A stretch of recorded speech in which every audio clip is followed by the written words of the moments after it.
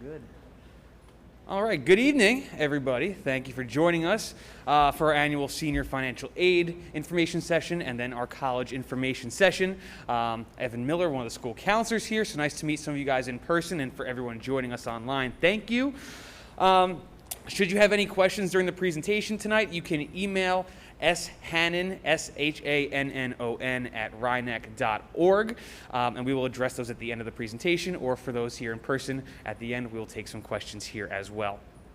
So it's our privilege to have Ryan Depew, the Senior Director of Undergraduate Admissions from Iona College, here with us tonight to help walk you through the financial aid process. Ryan's joining us with 11 years of experience in college admissions from previously at Manhattanville College, at Sacred Heart University, and of course now Iona.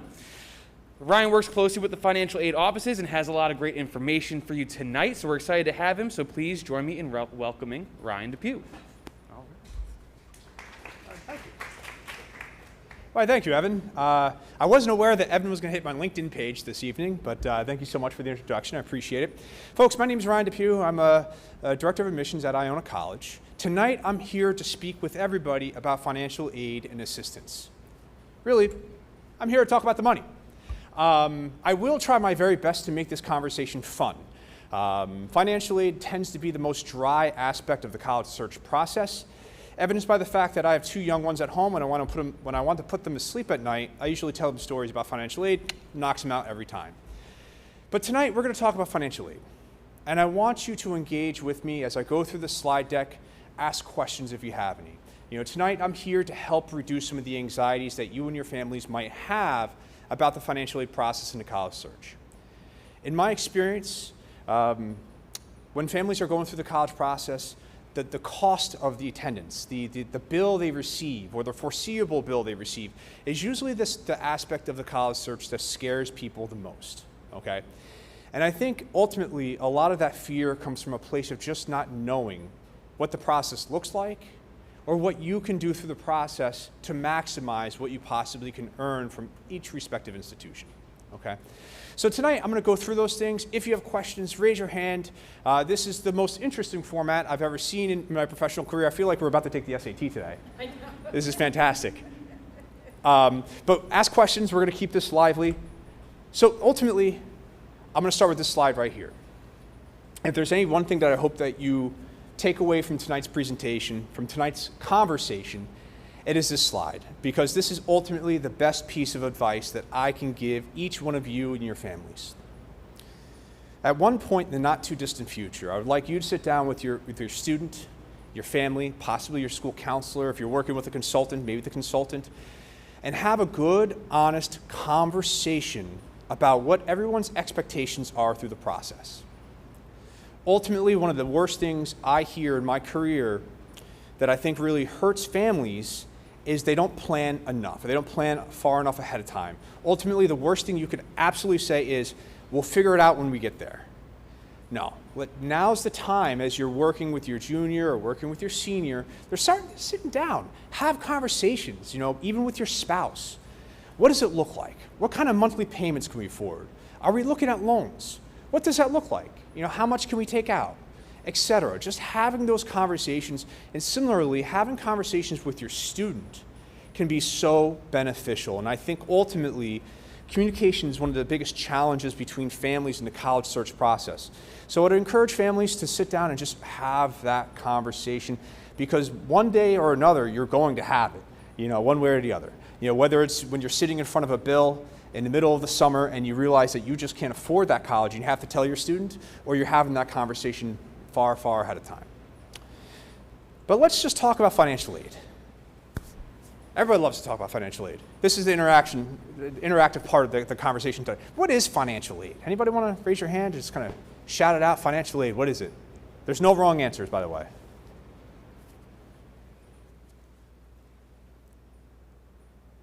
Assistance. Help. Nobody wants to phone a friend. Money. Yes, financial aid is money, right? Financial aid actually is a lot of things. So ultimately what I'm going to do in the first part of this presentation is talk about what kind of aid is out there. Because when you receive a financial aid package, you're actually getting money from a lot of different streams, a lot of different places at the institution, a lot of different buckets, if you will. So let's talk a little bit about what kind of financial aid is out there, because financial aid doesn't necessarily mean one specific thing. It actually can mean quite a few different things. But before we get there, this is the heaviest slide in the deck, folks. There's no way around it. We're going to rip off the Band-Aid, okay? We got some financial aid terms to tackle. This is the least fun slide in the deck. After this, it's all downhill. We're going to have a great time. First thing first, FAFSA and CSS. It's October 1st tomorrow, right? Oh my gosh, you guys are so lucky. You get to start the FAFSA tomorrow. That's fantastic. CSS also opens up on October 1st. Those are two financial aid documents. Those are two documents that are used to evidence your need as a family. I'll talk about them at length later on in the presentation. Ultimately, one thing the FAFSA does is it helps, and take pictures if you like, please, by all means. One thing the FAFSA does is it helps measure your family's expected contribution to your student's education. So an expected family contribution ultimately is what the FAFSA, right, so the government, thinks that you can afford for an institution. It just spits out a number. Your EFC is fill in the blank. It could be 0 or it could be a lot of money. It could be $47,000. The number is largely irrelevant because it changes for families and it could change by year, but it's going to give you a number. Cost of attendance, or COA. The cost of attendance is what the institution actually costs. It's synonymous with direct costs. So it's ultimately the cost of attendance is what the school will be billing you prior to aid, right?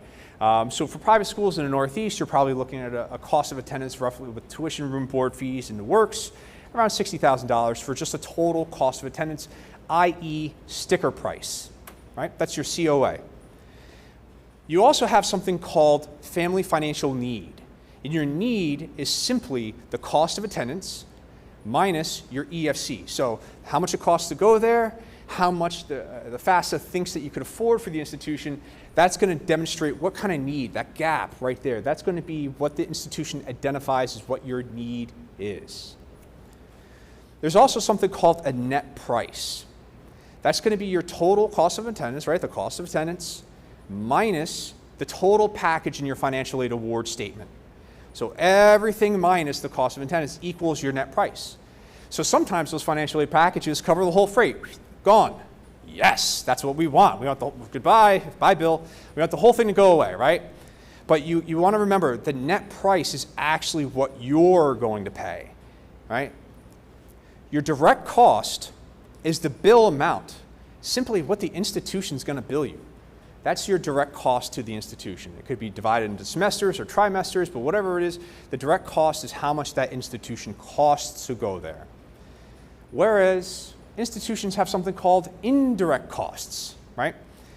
They're not hidden costs per se, but they're just costs that are not associated with the institution. Take, for instance, textbooks, right? Textbooks are a famous indirect cost. You got to buy the textbooks. They publish new textbooks every year just to sell them in the store. So they have the indirect costs. Another great example, if you're looking at schools perhaps in the West Coast or the Southeast, an indirect cost would be travel. You have to look at those flights.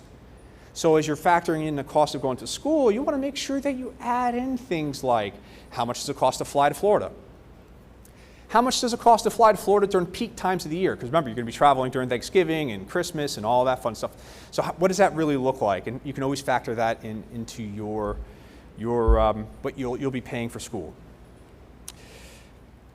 Everybody knows about the grants and scholarships. Grants and scholarships, certainly the most fun words on this page right here. Grants and scholarships ultimately is money that you're not paying back. It's free. The institution or the government or some kind of endowment is giving you money that you don't have to pay back. That's fantastic, right? Loans, you have to pay back. Now sometimes loans could be through the state, i.e. the government, or through a private lender, but it's going to accrue interest at some point and you're going to have to pay that loan back, just like all the other loans that you have in your life. A couple other terms. Firstly, work study. A lot of people are very familiar with the word work study. Work study is fantastic. I did work study when I was in college a billion years ago. Here's the biggest misconception about work study, and here's why it's a misconception. Work study is oftentimes tossed into financial aid packages like they're giving you that money and it's going to be deducted from your bill. That's not how it really works. Work study is just ultimately a job that you have on campus, and you're paid just like every other employee at the institution. So if you're a student employee, you get paid bi-weekly, sometimes you get paid weekly. It really depends on the institution and the state that the institution's in. But ultimately, federal work study just means you're working at the college. You will be taxed differently as a work study student as opposed to a regular employee. Let me be the first to tell you, it's not going to make a shaded difference in your taxes, one way or the other. You know, the $1,500 that your student made on campus in a work study versus a regular job, it won't make any difference in your taxes any way, manner, shape, or form.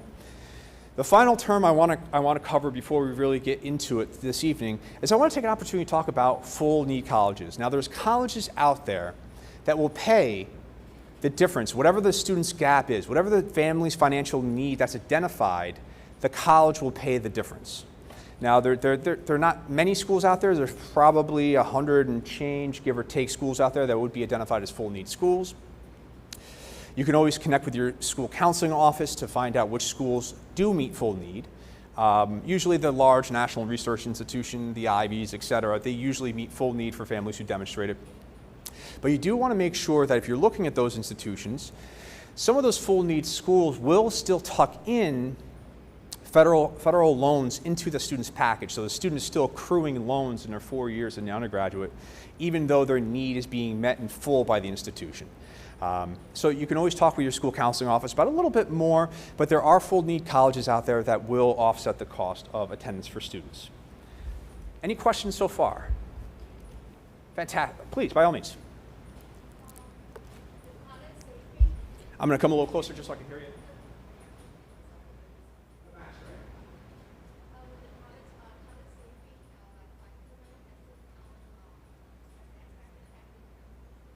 Great question. So just to kind of bring it up to the audience here. So a question came in regards to the college saving plans of 529s. Yes, they will be declared at the time that you are completing your FAFSA and or your CSS profile. So they will be identified by that institution, by the government, that this is money for education. So, great question. Whew. Now that we got through that big, heavy slide, like I said, it's all fun from here, folks. Let's talk about the money. Let's talk about the types of financial aid. First and foremost, we have merit-based aid. Merit-based aid is not based on need, right? So many schools nationwide offer something called merit-based aid. It's simply based upon the student's academic credentials at the time of application. The vast majority of institutions nationwide have merit-based aid. Iona College has merit-based aid. Sacred Heart University has merit-based aid. Most of us do. Schools that actually traditionally did not have merit-based aid are actually moving in a direction where they're now granting merit-based aid for many of their students. If Bill Gates' grandson applied to Iona College, got in, and they warranted merit-based aid, they're going to get merit-based aid from us. You know, they're going to receive something from us based purely upon academic credentials. There's another bucket where money comes from. It's called participation-based award money. And it's based on a condition that is met in college, okay? So the student's going to do something to receive that money while they're enrolled at said institution. And the third, the third bucket, so to speak, would be need-based aid, right? So what the family's demonstrating their need is evidenced by the FAFSA and or the CSS, okay? So those are the three types of aid. I'm going to talk a little bit about how you can apply for each one of these. So let's talk about merit-based aid, because this is exciting stuff. Merit-based aid is, generally speaking, the biggest piece of the pie. So when you get your big old pizza pie from the school with your financial aid package, your merit-based aid is generally going to be the biggest slice. Most colleges and universities in the United States have competitive merit-based award systems. You can simply just ask them. So if you go up to a college and visit, if you say, excuse me, Ryan Depew here, New York, do you have merit-based aid? Whoever's in the front of the room or whoever the counselor is or whoever you're talking to at that time will know exactly what you're talking about and say yes or no, one or the other. You could even ask them additional questions. Well, what does that look like? What do I have to do to receive that merit-based aid? And they could tell you more about their merit-based structure, okay? Ultimately, schools are running multiple pathways where they run a series of algorithms to figure out how much money a student will receive based on their academic credentials. It could be inclusive of their SAT scores if the school is not test optional, or even if they are optional. It could be inclusive of the ACT scores. It can be inclusive of their transcript. So there's a series of calculations that each school has.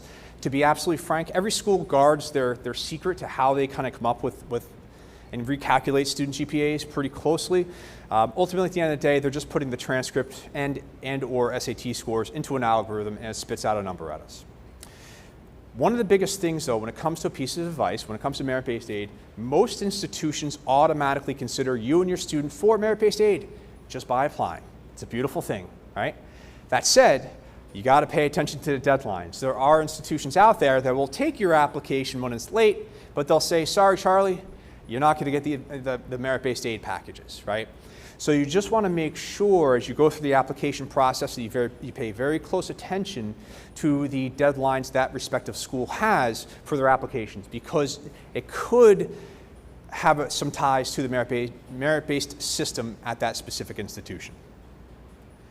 State schools, for instance, especially in the Midwest, tend to adhere to a system like that. Just kind of put it out there, share that little wisdom with you.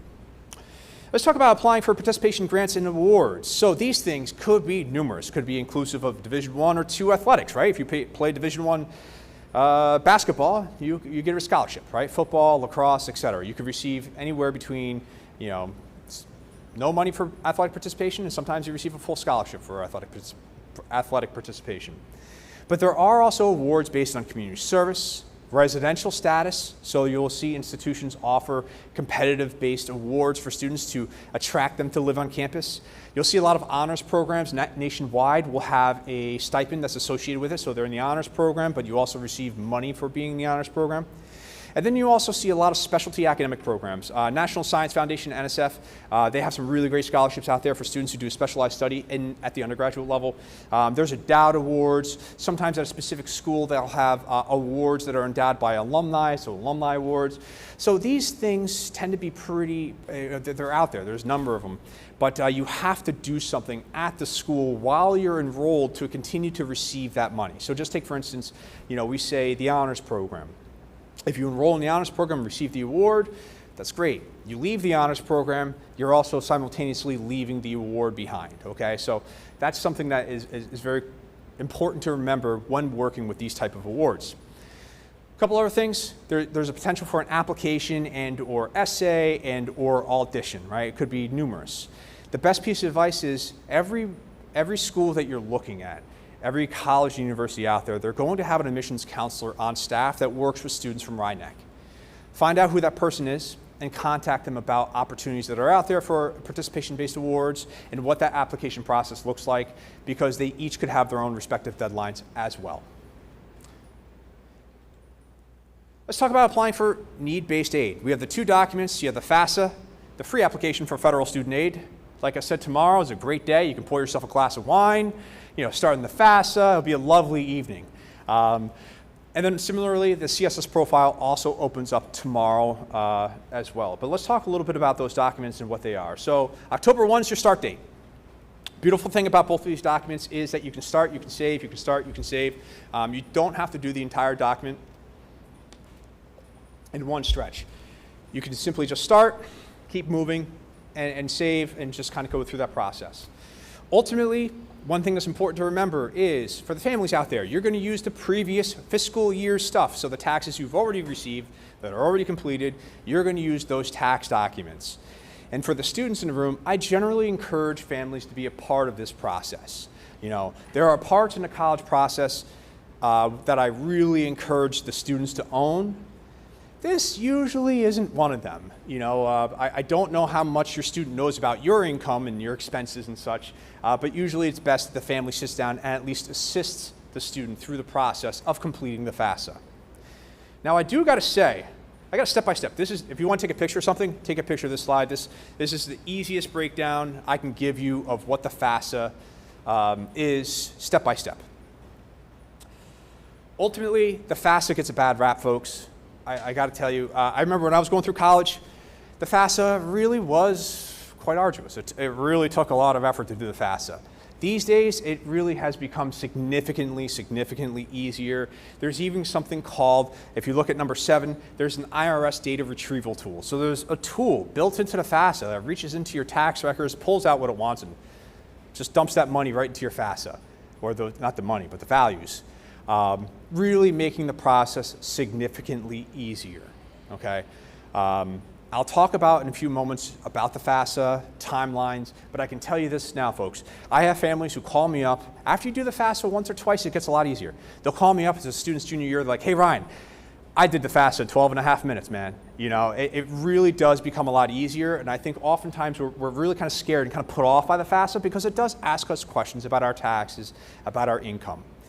This is your step-by-step, inclusive of the glass of wine. At the finish, you can have 2. Don't do the glass of wine first. You start moving the commas and the zeros, and you mess things up. Save it for the end. Yes?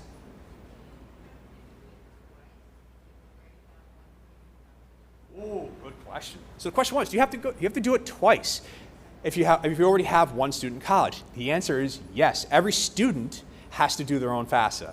So if you have triplets, congratulations. You can have 6 glasses of wine, right? So ultimately, you have to do one FAFSA for every student in the school at that time. Once the student graduates and maybe becomes a graduate student, they continue to do the FAFSA, but it's on them. It's really on their financials. Usually, parents aren't claiming them as dependent any longer. So this is the step-by-step. Folks, there's a lot of great resources online to complete the FAFSA. There's some great YouTube videos there. You can always reach out to financial aid counseling offices. You can always reach out to your school counseling office. There's so many resources out there. Ultimately, one question I get every year is parents will call me up and say, hey, Ryan, should I pay somebody to do my FAFSA? And ultimately, I say, you could.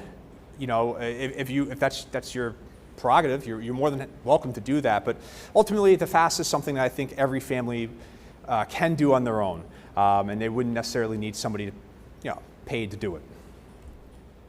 Let's talk about the CSS Profile.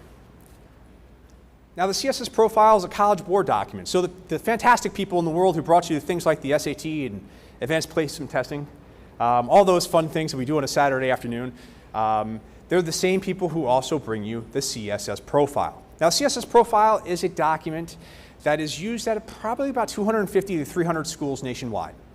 So it is not as popular as the FAFSA. Everybody takes the FAFSA in the US, right? Everybody takes it. The CSS Profile, however, is usually only taking about 250 to 300 schools nationwide. You do have to ask each respective school you're applying to, do you accept the CSS Profile? You can even ask them, are you a profile school? If you just say those words in quotes, are you a profile school? They'll know exactly what you're talking about and say yes or no, okay? Fun stuff. It's opened on October 1st. So similar to the FAFSA. It opens up on the 1st, opens up tomorrow. It's a start and save document. I believe you got to pay $25 for the CSS Profile. It's $25 or something to that tune. There's a fee. It can be waived if there's a need within the family. But you start the document and then you just go through it until you complete it. It's very similar to the FAFSA. However, it's far more complex. It's going to ask you other questions, whereas the FAFSA usually asks you questions like income. I know your income now. This is how much I think you can afford for school. That's ultimately what the FAFSA is kind of doing in as few words as possible. Where the CSS Profile, they look at assets, they look at liabilities. They really kind of go in deep, right? There's a couple benefits to the CSS Profile, though. It really gives the the school a much better view into the student's and the family's financial dynamic. And one great advantage is you only have to it's a one-shot deal. You do the CSS Profile once and you're good to go. Where the FAFSA is an annual document. Every year before the student enrolls at the school, the student must complete another FAFSA. The CSS Profile, on the other hand, is a document that's completed at a one-shot deal for most institutions. So, I get this question all the time. Do I make too much money? Ultimately, families ask me, what they're really asking me with this question is, should I go through the trouble of completing my FAFSA because I think I make too much money? Now, maybe you do, maybe you don't. Ultimately, one thing I always challenge students and families to do when they go through this process is to go through the process with their blinders on. for whatever reason in this country, I don't know how we got here, but for whatever reason, the college process is a process where people love to give you advice, right? They're like, I'm going to college. Oh, hide your money with Aunt Molly, like 10 years in the future, or do this or do that, or look for this school or whatever. People love to kind of share advice about the college process. And people might say, Ryan, I was going to fill out my FAFSA, but my neighbor said he didn't get anything and we have similar income, so I'm not going to fill it out because I'm not going to get anything. The odds, maybe you do. Maybe you do make too much money and you're not going to get anything via the FAFSA, which would be need-based aid. Maybe you're not reflecting any kind of need, right? Maybe you will get something. Oftentimes, the way the financial aid process works is you don't know how much you could get until you get there. So my practice, my theory when it comes to financial aid, and it always has been this with all the families I worked with, is, just ask for it. When you fill out the FAFSA, all you're doing is asking for money, right? Sometimes you get it, sometimes you don't. Even if your student only receives $2,000 work study, fantastic.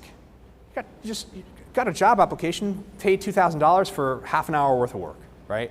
Or maybe you receive a small grant from the institution based on your family financial need in the amount of $1,000. You got $1,000 for a half hour work, it could be worth your time, right? If you fill out the FAFSA 1 year and you realize you didn't get any money from your respective institution based on need aid, then moving forward, I'm not going to do the FAFSA any longer.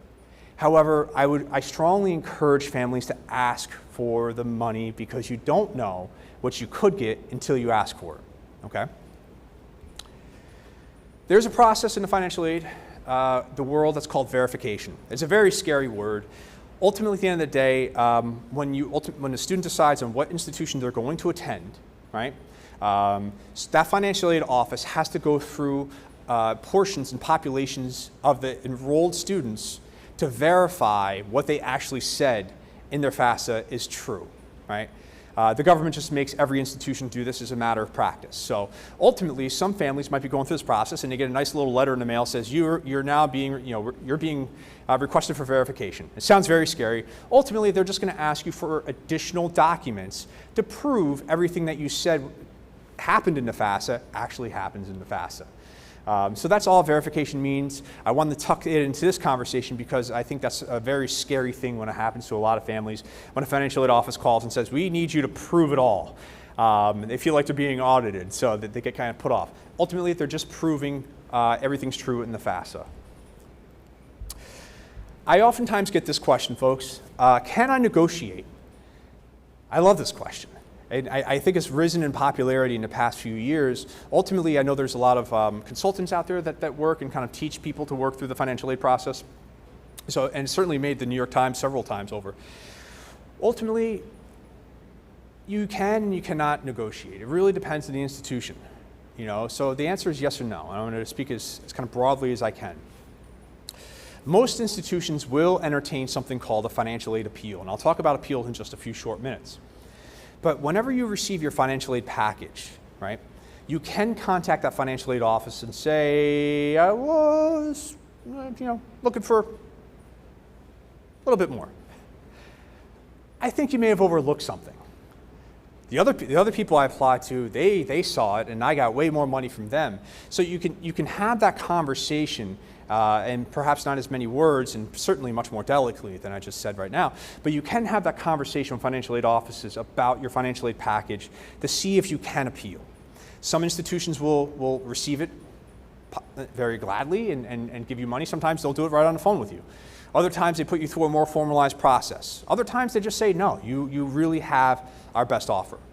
And one thing that's important to remember always, always, always about financial aid is financial aid and the world of financial aid leveraging is ultimately created to enroll the class that's important to the needs and the goals for that respective institution. So they're going to come out with the best aid package possible, usually right from the start, because it's also an enrollment device. It's really meant to enroll the class they admitted.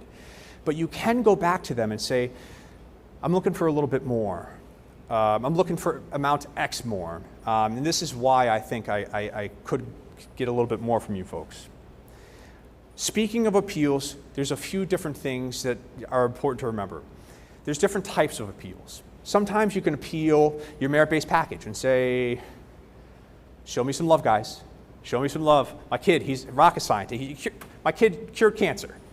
Let's show me a little bit more love here, right? You can kind of go about that appeal. Please don't say it that way. Certainly don't tell any financial aid offices I told you to say it that way. But you can go back to the financial aid office and say, I would like to appeal my merit-based aid, right?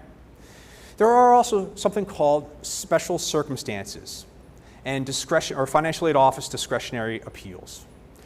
This would be inclusive of maybe a retirement, a loss of income or loss of job, an illness or death within the family. Any significant change to the family's financial dynamic could constitute one of these appeals. If you think you fall into this category, what you're going to want to do is reach directly out to that financial aid office and indicate what it is that you're looking at. So let's just take for an example, this past year with COVID, it was very, very hard on a lot of people here in the New York metro area. Ultimately, many people submitted their FAFSA and they'd come back to financial aid offices and say, hey, I don't have that job anymore, or I'm working, but I'm commission-based and I'm barely selling right now. And ultimately, what's in my FAFSA does not represent my current income streams right now. That's a very real thing. If you feel you fall into any one of these categories, you can reach out to the financial aid office and ask for something like a special conditions or discretion financial aid appeal. Well, they may ask you for some additional documentation, maybe something to prove there has been a change in employment status or retirement, et cetera, but you can share these documents with them and they can do another calculation to look at what your need will be in the coming year, not what your need was with your previous FAFSA. So folks, that was a fun presentation about financial aid. I'm so happy that all of you stayed awake. This is a first for me, I'm just joking. But I'd love to take an opportunity, I have a microphone over here. I would like to take an opportunity to take questions from the audience about, and I don't know if they're texting in via YouTube, I'm not really sure how it's going. Nevertheless, I'm more than happy to entertain questions, so by all means. I'm actually coming around. It's very large. Yeah, by all means.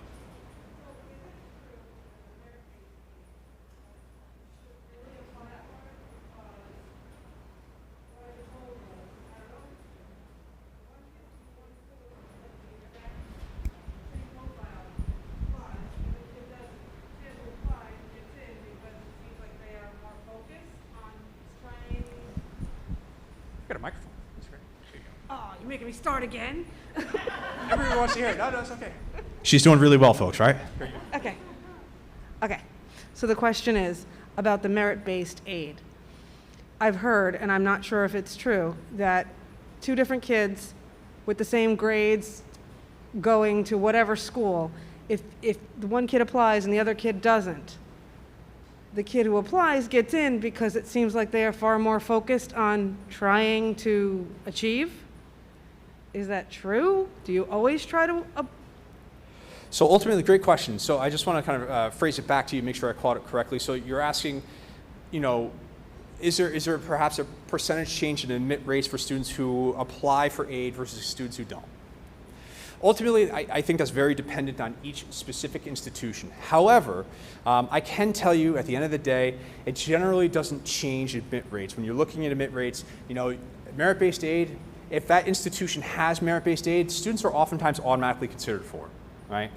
Even if they check the box no that says, I'm not interested in aid, they're going to receive merit-based packages anyway. You would have to ask each institution specifically if there's a change in admit rate based on need versus not need. Ultimately, at the end of the day, for equity purposes, these days anyway, in the 21st century, you'll probably hard-pressed to find the change in admit rates versus students who express need versus students who don't express need. So at the end of the day, there's nothing wrong with checking the box saying, hey, looking for financial aid. Okay. Good question. Did I answer it? Did I hit it? Yeah. Perfect. Other questions in the room? Fire away. No bad questions, folks. Well, I was going to bring it to them. Oh, thank you. You'll get the gloves off.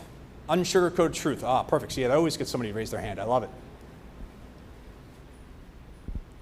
Thank you. Can you apply for both FAFSA and CSS? Yeah, so the question, for an institution that requires the CSS profile will require that you complete both documents. So you get more glasses of wine. That's if they require the CSS profile. You have to do both, but you'll only do both your first year, and then every year post that, you're only going to be completing the FAFSA.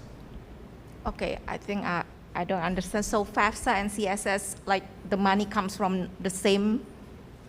Good question. So ultimately, the FAFSA and the CSS Profile will open up different streams of money that can be available via via your financial aid package. So anybody that wants to receive any sort of federal-based monies has to complete the FAFSA. You can't receive federal-based monies if you don't complete the FAFSA. So the FAFSA opens up any streams or loans or Pell Grants that are available for students via the federal government. The CSS Profile is another document that evidences family financial need, but that will open up need that's granted to the student via the institution, not the federal government. So a school that requires both documents, they're going to be granting you money via the express need of the family, but looking at two different documents to make that measurement, if that makes sense. Thank you. Great question. And usually if you're looking at institutions, and anybody can kind of raise their hand at this point, while you're looking at institutions and you're looking at financial aid pages, if it's a profile school, you're going to see the kind of College Board CSS Profile logo prominently displayed someplace on that website. Schools certainly make no secret to it that they are a profile institution. We have a question from our email. So we were asked, can you fill out the FAFSA form and apply for aid from some schools but not others?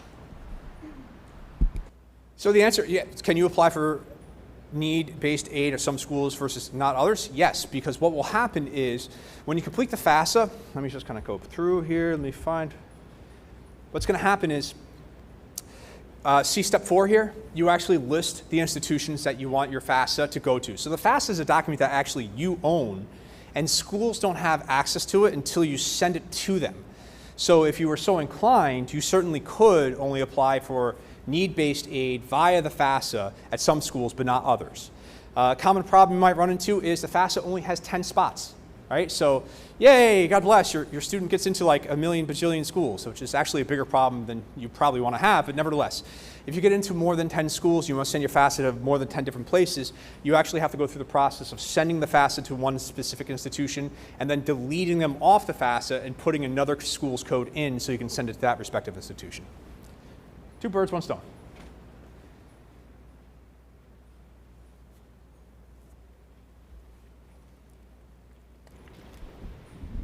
Okay, so if you have to file the FAFSA twice because you got 2 kids in college, do they know that you're paying for the other kids' tuition? They certainly do. There's money tracks everywhere. They definitely do. Oftentimes, there's a benefit of having multiple students going to school at the same time. And that benefit usually is reflected into whatever your EFC would be. It's now divisible by the amount of students you have in school at the same time, which could increase your need-based awards. How that increases your need-based awards, or if it impacts your need-based awards, will certainly depend upon the numbers and the students that you have in school at the same time. So they will know that other students are in school at the same time, and they'll usually try to sweeten the pot a little bit if there's a need expressed to the institution about that. Good question. What else would you like to know, folks? Please, Violet. So can you explain a little bit about TAP and what that means through the New York State? Oh, so it's not in the slide deck because we're going to keep this brief and keep everybody awake. So there is New York State TAP. There's a tuition assistance program. Ultimately, students who are from New York State going to school in New York State can be eligible for something called TAP. Long story short, it's eligible for students from New York who go to school in New York, who fall within a certain realm of financial eligibility. They'll receive the TAP award and program. It's not entirely dissimilar from a federally based program called SEOG. And all this stuff, we're getting into the weeds with this one, but all of this stuff is online. Google is your friend. in this case when it comes to research and financial aid. However, I would steer you to your school counseling office to get the specific websites you should go to. There's a lot of misinformation out there. If you go to government websites, they're usually pretty clear about what is out there, what you could potentially earn. TAP is just one such grant opportunity available for students from New York State. What other questions, folks?